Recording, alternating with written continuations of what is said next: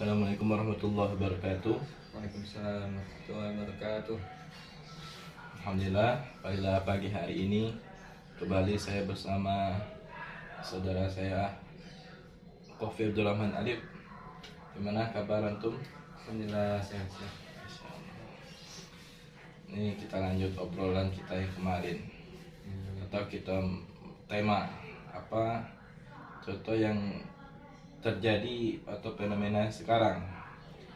Dapat kita lihat di berita-berita bahwa ada oknum-oknum pondok pesantren pelecehan terhadap santrinya, kekerasan maupun penganiayaan, sehingga membuat orang tua merasa gaduh hati untuk naruh anaknya pesantren. Nah, itu gimana menurut ente? Ya baik. Emang ya kita tidak dapat memungkiri bahwasanya berita oknum-oknum bejat kalau dibilang gitu ya, oknum pesantren yang melakukan tindakan tidak senonoh, nah itu cukup mempengaruhi pemikiran masyarakat. Maksudnya cenderung masyarakat jadi lebih takut mau masukkan anaknya ke pesantren. Contoh, saya pernah membaca sebuah status di Facebook itu bilang gini, di rumah pergaulan bebas, di pondok pesantren pelecehan seksual. Nah, jadi seakan-akan gara-gara berita yang cuma ulah 1-2 orang ini, pesantren dipukul rata, semuanya bakal terjadi pelecehan, terjadi kasus, terjadi masalah gitu. Padahal kan ini cuma sebagian, tidak semua pesantren, dan itu pun hanya oknum-oknum tertentu. Mungkin dari pesantren yang contoh kayak kemarin Asidiki di Jawa Timur itu, tidak semua guru pesantrennya kan berbuat begitu gitu, cuma ulah 1 oknum. Nah, cuma Dibesar-besarkan gitu ya? dibesar-besarkan gara-gara cuma 1 orang, 1 pondok kena, gara-gara 1 orang semua pesantren kena, padahal kan tidak semua pesantren seperti itu. Jadi kebijakan kita menilai berita media sosial, Betul, kita harus menyelamatkan ya. kita tetap menyaring informasi juga, karena memang di zaman sekarang kecepatan informasi itu cepat, dan kita memang harus punya kemampuan untuk memfilter, memilah dan memilih sebelum kita baca, sebelum kita pahami. Penting, kenapa dapat di luar kan pergaulan dan akhlak adab anak tuh luar biasa. Sama Makanya sih, diselamatkan ke pesantren. seperti yang dulu juga lebih duluan beredar itu kan, kayak orang bilang gini, masukin anak pesantren mau jadi apa gitu kan. Sebenarnya kan ini tergantung ke pribadi masing-masing gitu kan. Kalau misalnya kita yang menggiat, kita punya potensi, ya insya Allah di kehidupan masyarakat pun juga gak bakal susah gitu. Mau tidak masuk pesantren pun kalau pemalas, kalau memang tidak punya kompetensi, tidak punya skill, ya sama aja gitu kan. Bahkan kalau di pesantren itu seminimal-minimalnya mereka diajarkan untuk sholat 5 waktu, diajarkan untuk mendoakan orang tua. Kejadian kan sekarang kan orang tua meninggal, anak bukan berebut mendoakan, dia berebut warisan kan gitu. Padahal yang dibutuhkan orang tua di dalam kubur, di alam berikutnya kan doa dari anak. Malah lulusan dari pesantren itu lah yang punya ilmu, yang punya kecerdasan, sehingga setelah tamat pesantren apapun cita-citanya atau mau apa jadinya, insya Allah pasti tercapai.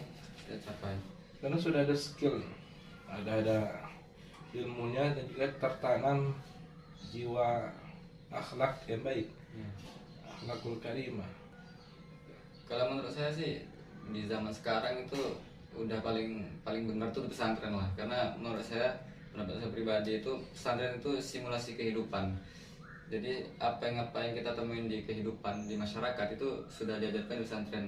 Contoh kecil, cara kita bertetangga itu sudah diajarkan pesantren dengan konsep bagaimana kita menjaga perasaan tetangga lemari kita gitu. Sebelum kita terjun dengan tetangga rumah, tetangga kampung, kita diajarkan untuk bagaimana cara bertetangga antar lemari, antar asrama per asrama. Nah, itu udah diajarkan dulu. Bagaimana cara kita berbaur, bagaimana cara kita memosisikan diri di lingkungan orang ramai. Nah, itu sudah diajarkan pesantren, dan itu menurut saya bekal hidup, sangat jadi bekal gitu, sangat. Dan yang saya alami sekarang kebanyakan semuanya ya memang patokan saya waktu di pesantren. Pengalaman di pesantren itu ternyata di masyarakat pun bakal ketemu hal yang sama dalam ruang lingkup yang lebih besar di masyarakat. Lalu apa sih yang ada di dalam pesantren atau yang hal-hal yang menarik gitu kan? Ya, sebenarnya mungkin sebagian orang bertanya-tanya sih, sebenarnya apa sih yang ada di pesantren gitu? Apa sih yang membedakan pesantren dengan sekolah-sekolah umum pada lainnya gitu kan? Yang pertama yang jelas sih karakter ya, karena di pesantren adab, akhlak, tata krama itu biasanya lebih ditekankan, karena mungkin kita juga familiar dengan kalimat bahwasanya adab itu di atas ilmu. Jadi di pesantren itu biasanya seorang guru, seorang kiai, seorang ustadz itu akan fokus terlebih dulu membangun karakter si anak, si santri. Mereka masalah ilmu itu kan urusan Allah yang ngasih. Yang penting ini karakter anak ini punya karakter gitu kan. Anggaplah andaikan mereka nanti keluar pesantren tidak terlalu paham dengan ilmu agama, minimal mereka punya akhlak, minimal mereka punya tata krama. Bagaimana caranya berbicara dengan orang tua, bagaimana caranya bergaul dengan sesama, bagaimana cara mengayomi dan menghormati yang lebih muda. Nah, itu biasanya di pesantren kita diajarkan, dididik. Kemudian biasanya sih yang menurut pengalaman saya juga di pesantren kita diajarkan bagaimana mengolah ruhani. Karena kan diri kita nih bukan cuman terdiri dari fisik aja nih. Kita juga punya sisi kerohanian selain dari jasmani. Itu yang dikelola, dikelola betul, dididik, ditempa bahasanya, supaya menjadi santri anak yang berakhlak mulia, beradab, berilmu. Mungkin singkatnya gini ya, di pesantren itu tidak cuman diisi otaknya tapi juga hatinya. Nah, gitu. Yeah. Jadi antara hati dan otak ini sinkron gitu. Jangan cuma otak aja yang diisi terus, nanti ujung-ujungnya kayak iblis gitu kan. Nah, karena otaknya terlalu berisi, hatinya kurang, dia sombong jadinya. Jangan otak ada isi, tidak isi ada kacau. Nah, itu kacau. Kalau dua-duanya kosong itu yang lebih kacau. Itu di luar pesantren ngerinya itu. Kalau di pesantren lu udah dijamin minimal hatinya terisi lah. Mereka terlatih dari berjamaah, berdoa, wiritan, terus beberapa pesantren juga di sana sholat wajib 7 kali, termasuk di situ tahajud plus duha 7 kali sehari. Beberapa pesantren menerapkan itu. Bahkan yang lebih ini lagi di beberapa pesantren ada seperti ini, dalail khairat gitu kan, puasa 1 tahun full. Nah itu tujuannya untuk menempa batin, menempa ruhani. Jadi cuma standarnya Senin Kamis lah gitu ya. Nah sebenarnya ada itu adalah bentuk dari tempahan rohani, bukan cuma jasmani.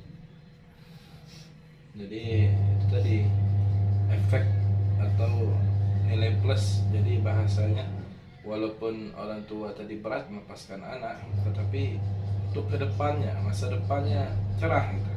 Masa depannya lebih baik segi dunia maupun akhiratnya. Gak apa-apa sih rindu dulu sama anak gitu dengan 6 tahun di pesantren itu. Yang jelas hasilnya insya Allah ada. Insya Allah kita ketika kita sudah berpulang ke rumah tua, insya Allah nanti anak ingat kita. Insya Allah kiriman dari mereka ada terus gitu kan, sehingga kubur kita bisa terang. Jadi kita ini dulu kan pesantren nih. Jadi apa pesan-pesan yang terkesan di dalam pesantren yang kita amalkan, kita kerjakan itu kalau itu gimana? Sejauh sampai sekarang sih yang paling saya ingat terus dan masih pakai sekarang, karena kan saya alumni pesantren Quran ya. Guru itu bilang inna nahnu nazzalna dzikra wa inna lahu lahafizun. Kamilah yang menurunkan dzikra atau Al-Quran dan kamilah yang akan menjaganya. Nah, pesan dari guru itu bilang udah nggak usah bingung, nggak usah takut dengan dunia. Ketika kalian merawat Al-Quran, insya Allah Allah akan merawat kalian baik itu di dunia maupun di akhirat. Itulah pesan guru kita ya, yang kita ajarkan. Insya Allah kalau jaga kalam Allah, maka Allah jaga kehidupan kita, baik dunia maupun akhirat. Insya Allah udah ya, kalau sudah dijaga oleh pemilik jagat raya ya harusnya kita sudah nggak takut lagi. Dan syukur alhamdulillah Mungkin perbincangan kita pagi hari ini cukup sampai sini, nanti kita lanjut insyaallah di waktu yang akan datang. Siap, siap. Terima kasih banyak. Iya. Assalamualaikum warahmatullahi wabarakatuh. Waalaikumsalam.